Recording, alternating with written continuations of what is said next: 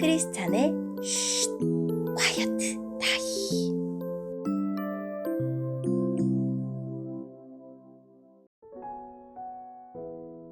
샬롬, 크리스찬 성도님들 반갑습니다. 오늘의 본문은 열왕기상 17장 8절부터 24절까지의 말씀입니다. 본문의 제목은 생명의 주인이신 하나님입니다. 본문을 읽기 전에 어떤 내용인지 요약본을 먼저 읽어드릴게요. 하나님은 엘리야를 시돈 땅 사르밧으로 옮기셔서 과부에게 음식을 공급받게 하십니다. 하나님은 거기서 선지자를 통해 죽은 과부의 아들을 소생시킵니다. 오늘의 본문 8절입니다. 여호와께서 엘리야에게 말씀하셨습니다. 너는 일어나서 시돈 땅 사르밧으로 가서 살아라. 그곳에 한 과부에게 너를 돌보아 주라고 명령했다. 그래서 엘리야는 사르밧으로 갔습니다. 그가 성문으로 들어설 때에 한 과부가 땔감을 줍고 있었습니다. 엘리야가 말했습니다. 마실 물을 한 그릇만 떠다 주시오. 그 과부가 물을 가지러 가려고 할 때 엘리야가 또 말했습니다. 빵도 조금만 가져다 주시오. 그 여자가 대답했습니다. 당신의 하나님 여호와께서 살아계심을 두고 맹세하지만 나에게는 빵이 없습니다. 항아리에 밀가루가 조금 있고 기름병에 기름이 조금 있을 뿐입니다.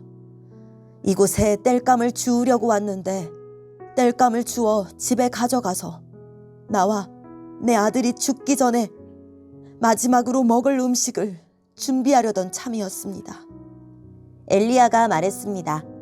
걱정하지 마시오. 집으로 가서 당신이 말한 대로 음식을 준비하시오.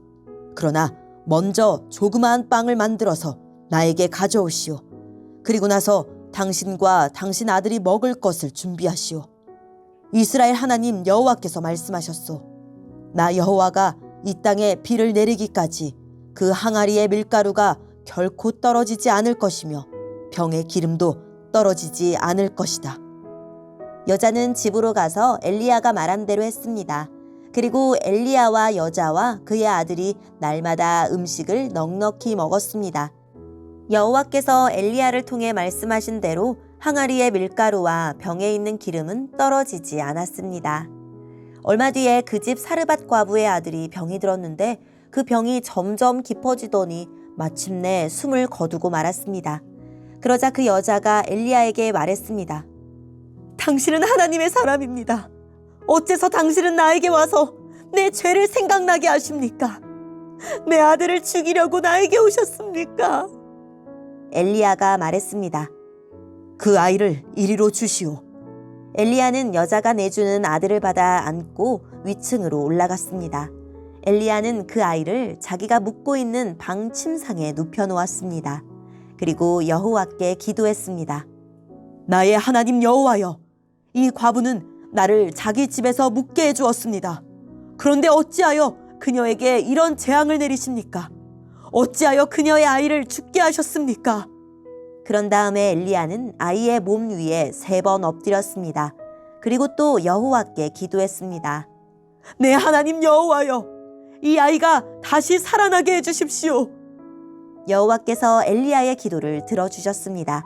그리하여 아이가 다시 숨을 쉬기 시작했습니다. 아이가 살아난 것입니다. 엘리야가 아이를 안고 아래층으로 내려갔습니다. 그리고 아이를 그의 어머니에게 보여주면서 말했습니다.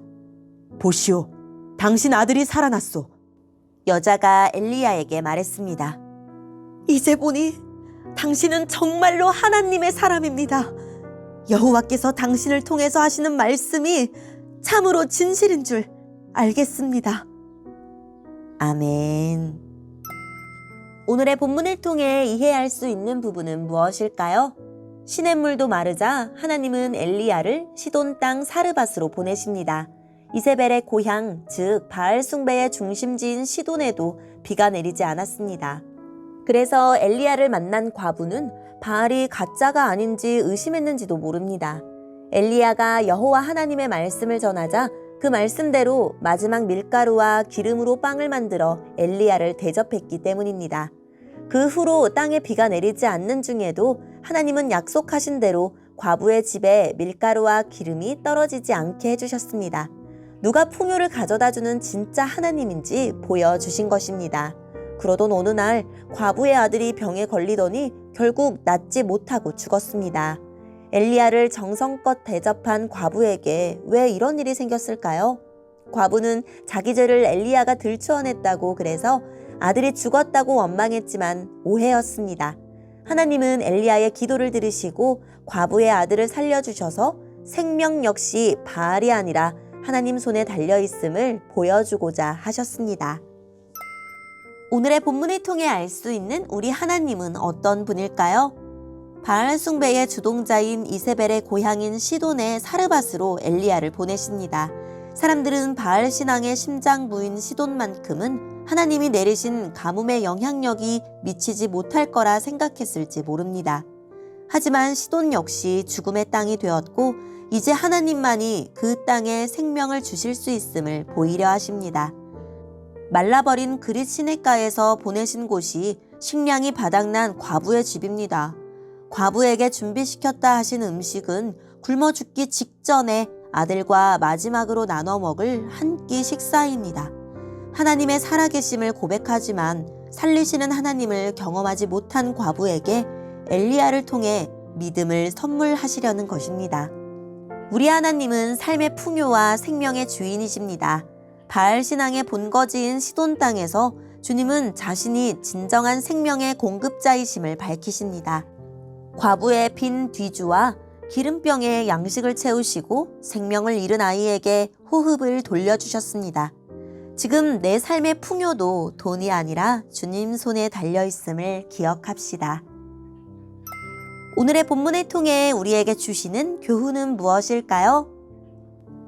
아들의 죽음을 엘리야의 방문과 자신의 죄와 연관시키는 것은 사르밧 과부가 이 모든 일이 하나님의 통제 안에 있음을 인식한다는 뜻입니다. 엘리야는 한 걸음 더 나아가 그 하나님이 아들을 살리실 수 있음을 믿고 3번이나 아이와 몸을 포개어 간절히 기도하여 삶과 죽음을 통제하시는 하나님의 능력의 통로가 됩니다. 상황을 하나님의 일로 해석하는 것만으로는 부족합니다. 기도로 하나님의 일에 동참해야 합니다. 오늘의 본문을 통해 각자에게 주시는 성령 하나님의 음성에 귀를 기울이며 살아계신 하나님, 오늘 제가 마주하는 모든 상황에서 주님을 의지할 때 주님의 능력을 나타내게 해주세요 라고 기도하고 오늘도 말씀을 붙들고 승리하는 하루를 보냅시다. 여기까지 크리스찬의 쉿 콰이어트 타임이었습니다.